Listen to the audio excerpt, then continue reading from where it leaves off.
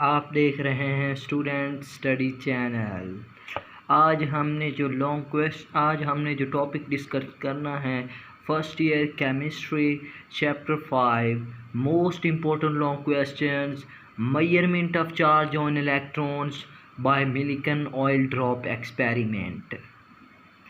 Measurement of charge on electrons, हमने measurement करनी है किस चार्ज की इलेक्ट्रॉन्स पर, किसको, by using a Millikan oil drop experiment. सबसे पहले हम इसकी डायग्राम्स डिस्कस करेंगे, उसके बाद इसकी कंस्ट्रक्शंस और नेक्स्ट हम इसकी वर्किंग और लास्ट पे इसकी जो वैल्यू आएगी, कैलकुलेशंस आएगा, रिजल्ट्स आएगा, कैलकुलेशंस होगी, वो डिस्कस करेंगे।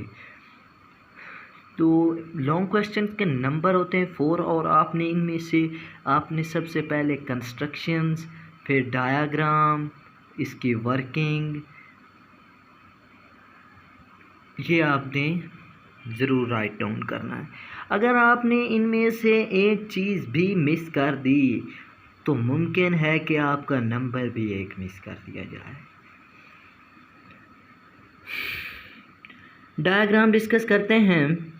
सबसे पहले हमारे पास एक स्टील टैंक होता है जिसमें इलेक्ट्रिक फील्ड्स होती हैं, एक्सरेज होती हैं, आर्क लाइट होती है, माइक्रोस्कोप होती है, आइटोमाइज़र होती है, टू इलेक्ट्रोड्स होते हैं, एक को एनोड का नाम दे दिया, दूसरे को कैथोड का नाम दे दिया। ये तो थी इसकी डायग्राम्स के पार्ट्स। अब हम इसकी कंस्ट्रक्शंस एंड वर्किंग के बारे में डिस्कस करते हैं कि ये डायग्राम असल में कैसे काम करती है, इसमें मिलिकन ऑयल एक्सपेरिमेंट क्या है, कैसे हम चार्ज को मेजरमेंट कर सकते हैं। सबसे पहले हमारे पास यहाँ पर एटोमाइज़र होता है। What is आइटोमाइज़र?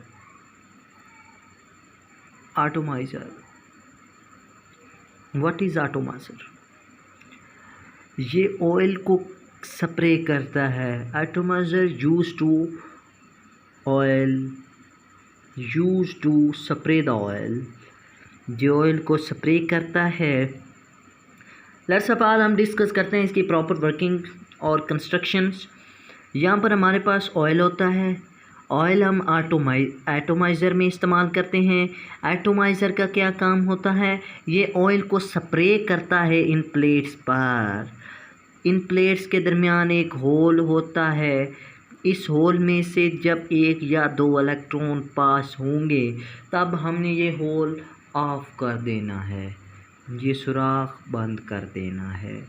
वो क्यों बंद करना है? क्योंकि ये टैंक एक बंद है, इसमें रोशनी नहीं है, इसलिए जितने कम इलेक्ट्रॉन्स होंगे उतना हम आसानी से उन पर उनकी वेलोसिटीज़ और वैल्यूज़ मेजर कर सकते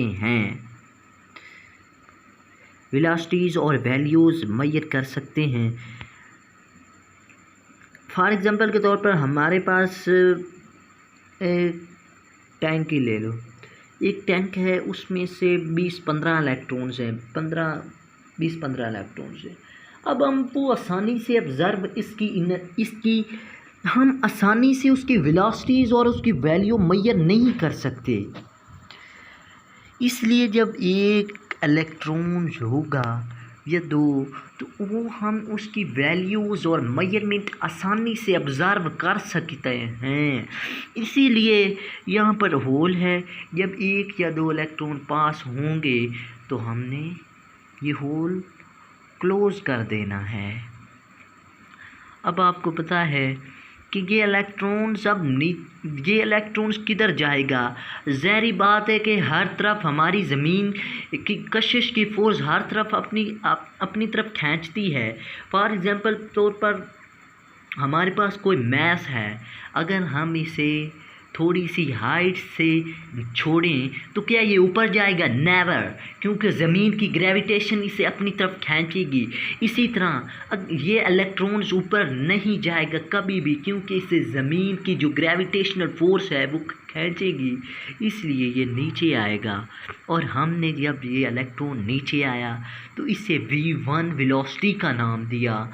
और अब मैंने कहा था कि ऊपर वाले को मैंने एनोड का नाम दे दिया और नीचे वालों को कैथोड का नाम दे दिया।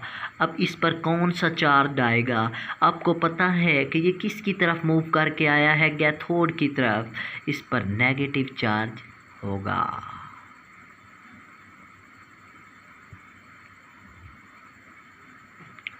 लेट्स सवाल, हमने इसमें सिर्फ 2 काम किए हैं। एक तो हमने एटोमाइज़र के ज़रिए ऑयल को स्प्रे किया है प्लेट्स पर। प्लेट्स में से 2 या 3 जो हमारे इलेक्ट्रॉन्स हैं वो ड्रॉपलेट हैं वो नीचे आए और उसके बाद हमने उस होल को ऑफ कर दिया। ठीक हो गया। वो होल ज़ाहिर बात है कि वो नीचे ही आएगा। उसे वेलोसिटी v का नाम दे दिया। उस पर कौन सा चार्ज आ गया? नेगेटिव। यहाँ से बात शुरू होती है आगे। नेक्स्ट हमारे पास हमने आर्क लाइट की मदद से आर्क लाइट को हमने ऑन किया और इधर माइक्रोस्कोप से हमने ऑब्ज़र्व किया।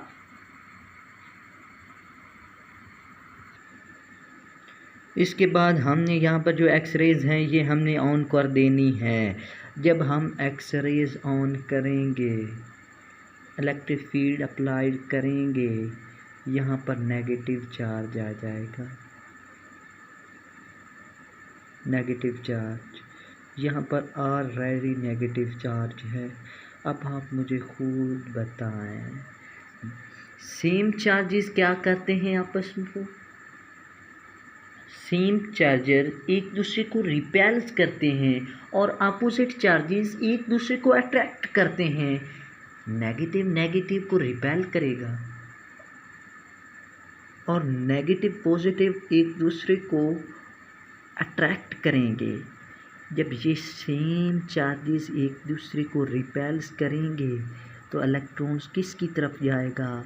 आप खुद बताएं। वो पॉजिटिव की तरफ जाएगा। जब पॉजिटिव की तरफ जाएगा तो हमने वेलोसिटी नोट की, हमारे पास आई v2।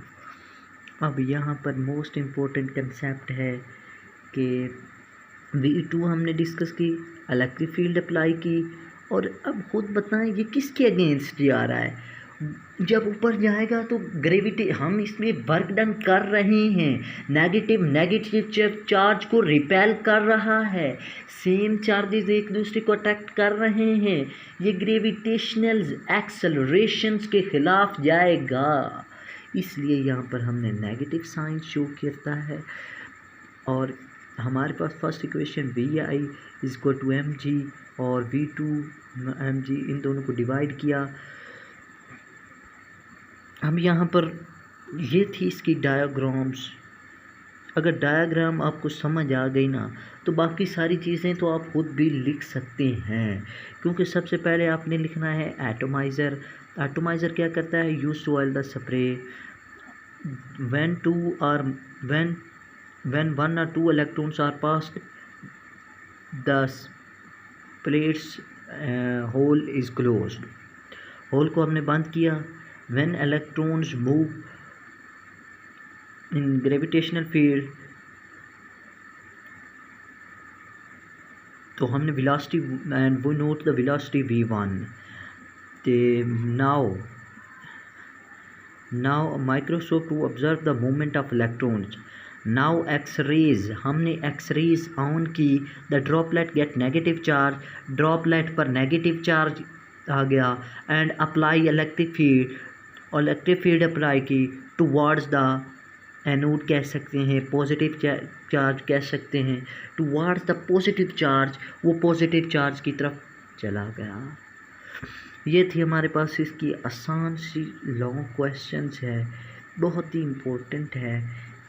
अच्छा, मिल्कन डिटरमाइंड द वैल्यू 1.59 क्रॉस 10⁻⁻19। अच्छा, जो मॉडर्न वैल्यू वो भी तकरीबन इसी के करीब है, 1.6022 क्रॉस 10⁻⁻9। अब आप इसकी कंस्ट्रक्शंस देख सकते हैं।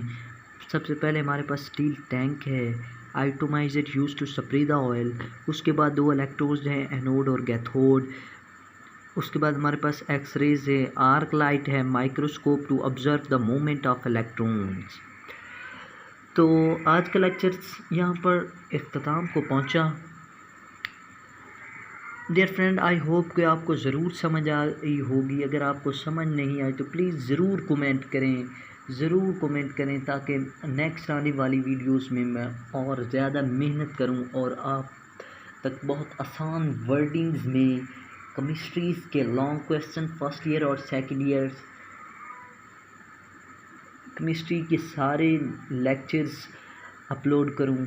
आई होप अगर आप अच्छे कमेंट करेंगे तो मैं इंशाल्लाह ज़रूर अपनी वीडियोस अपलोड करूंगा।